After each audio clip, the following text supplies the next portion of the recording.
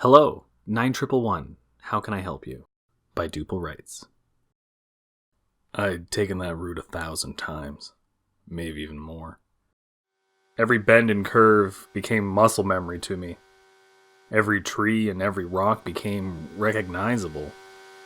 The view of the valley below, as you cling to the edge of the mountain peak, became as common a sight to me as my own home. Every day on my way back home, my bike and I would cling to the tarmac of that winding road, the cool mountain air and the hum of the engine below me becoming part of my routine.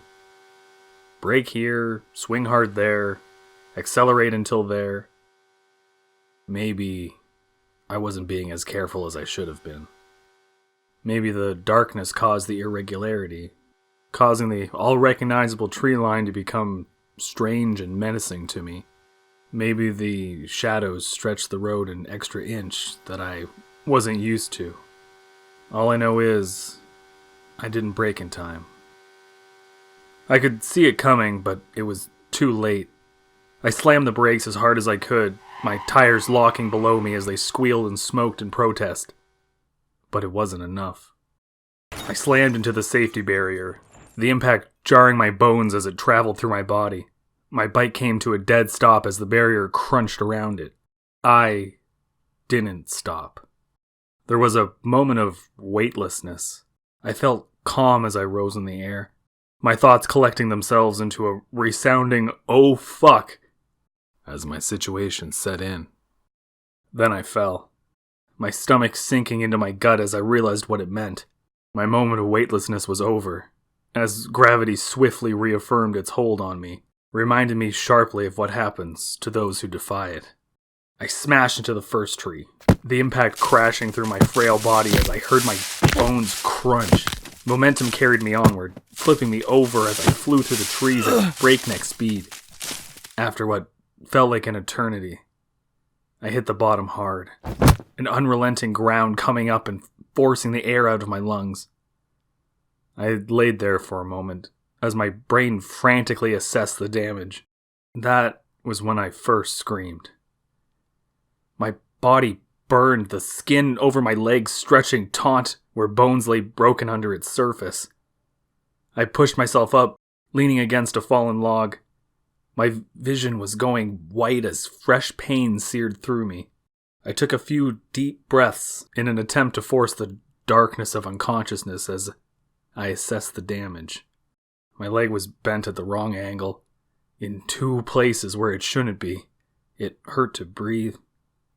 My arm felt like it had been smashed by a sledgehammer, and my head felt cloudy, unfocused. My stomach felt warm, though. Wet. I lifted my shirt, letting out a small cry as I saw the branch sticking through it. It was the width of my thumb, and there was no telling how deep it had gotten.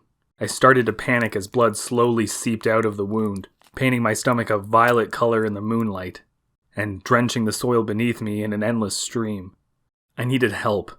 I needed help badly.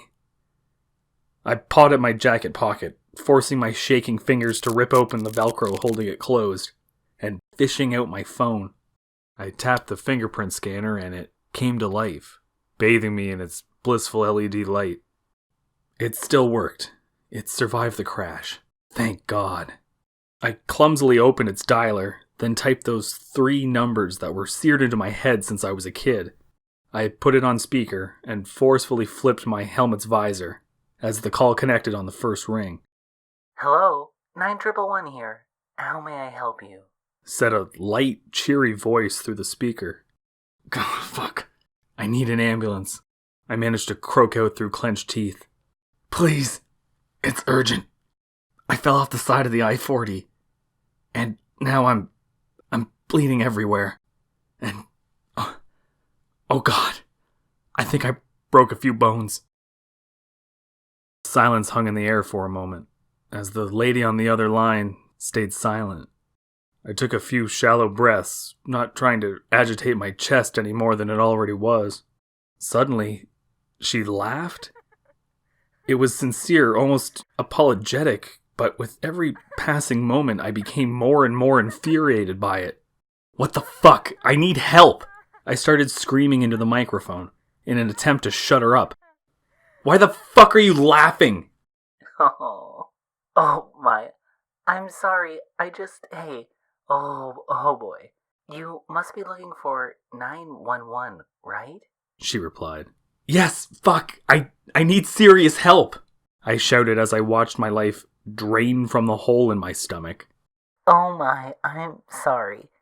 But it seems you called the wrong number. She said, her voice straining as she tried to hold back further laughter. A common mistake, but a mistake nonetheless. Sorry about that. For a moment, it didn't sink in. My mind in its haze just couldn't process this new information. I stared at the screen of my phone a few moments. 9111, displaying in bold on its screen. My vision started to go dark as the cold crept through my body. My head started to feel light. Fuck. I'm gonna die. I'm gonna die here. I started to cry, my eyes burning as the first tear fell, and I realized just what I had done to myself. It was stupid of me. Stupid to think I was better at driving than I was. Stupid to think I could judge the distance the same at night as in day. Stupid to drive so fast in the first place. It was a stupid thing to do, and I'm going to die a stupid death because of it. Alright. Sorry about that. Bye. I managed to say to the speaker, as I attempted to lift my hand and hang up. Whoa, hold your horses there, Michael dearie. If you hang up now, you won't be able to contact anyone else.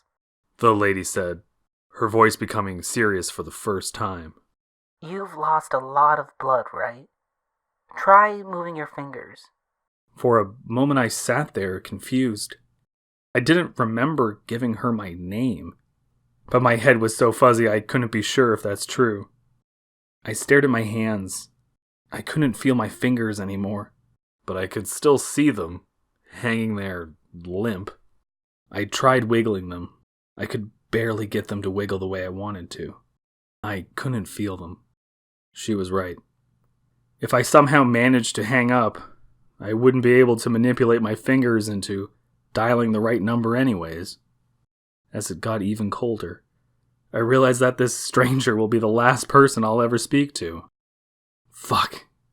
I'm going to die. Not necessarily, Michael, my dear. See, we can still help you. It'll just cost a bit. More than usual. She replied, her voice washing over me as I struggled to keep my eyes open. How much? I slurred, as I barely kept my consciousness. Don't worry about it for now. All I need is for you to say yes, and we'll work out the fine details another time. How about it? She cooed, her voice dripping with honey. I didn't want to die. I really didn't. If she could help, I wanted her to. Yes, I managed to spit out, before I lost consciousness. My body was floating. The sound of the ocean waves washing over me and becoming louder and louder, roaring in my ears and drowning out all the other sounds as I floated upwards, out of my broken body to somewhere better, somewhere where it wasn't so cold. Before I reached the top, I heard a lady's voice. It cut through the rumbling waves and whispered clearly into my ear. Perfect, Michael. See you in 20 years.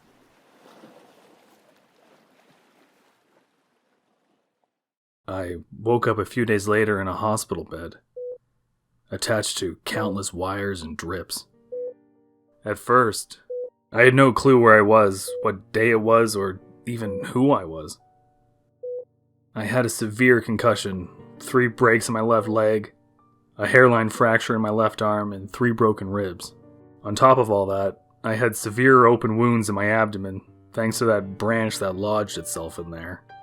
The doctors told me it was a miracle it missed anything vital, and that if it was a millimeter to any side, it would have hit major arteries, and I would have likely bled out before help arrived. A family was driving home when they found my wreck of a bike on the side of the hill, still smoking, and stopped to investigate. When they saw that the barrier was smashed through and that there was no driver in sight, they called for help. The rescue team found me at the base of the mountain, about 100 meters down, crumpled over myself and passed out. They found my phone next to me, its screen still on, the words, "Call disconnected," flashing across it. The recovery took months. The first few weeks spent in a confused daze as the concussion caused short-term memory loss. I didn't know where I was or how I got there. I couldn't remember my girlfriend's name or that we moved into town 2 years ago. But I slowly regained my memories. It started bit by bit, in no particular order. I'd remember my old manager's retirement party, or a date with my girlfriend a year ago. After a few weeks, though, it all came back to me. I've remembered the crash, the whistling of the wind flying past my helmet, the crack of the branches breaking against me, the shock I felt when I finally landed, the pain searing through me as the adrenaline wore off. I also remember the lady, how she laughed and laughed at me, how she offered me a deal, and that I took it. But worst of all, I remembered what she said as the world slipped away from me and went dark. Her voice was as smooth as butter, dripping with honey and venom. You'll love it down here. Just wait and see.